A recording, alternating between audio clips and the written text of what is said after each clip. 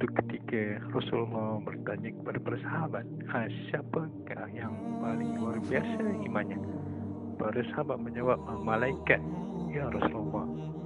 Balas Rasulullah, sudah tentulah malaikat luar biasa imannya, kerana mereka sentiasa di sisi Allah.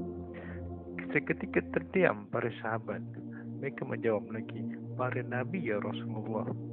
Rasulullah berkata, para nabi sudah tentu hebat imannya, kerana mereka menerima wahyu daripada Allah. Para sahabat mencuba lagi, kalau begitu kamilah yang paling beriman. Jawab Rasulullah, aku berada di tengah-tengah kalian. Sudah tentulah kalian orang yang paling beriman. Lalu salah seorang sahabat berkata, kalau begitu Allah dan Rasulnya sahajalah yang mengetahui.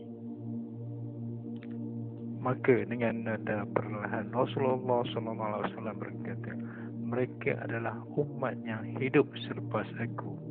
Mereka membaca Al-Quran dan beriman dengan isinya. Orang yang beriman denganku dan pernah bertemu denganku adalah orang yang bahagia. Namun orang yang 7 kali lebih bahagia adalah mereka yang tidak pernah bertemu aku tetapi beriman denganku. Rasulullah diam seketika. Kemudian beliau menyambut dengan suara yang lirih, sesungguhnya aku rindu ke mereka.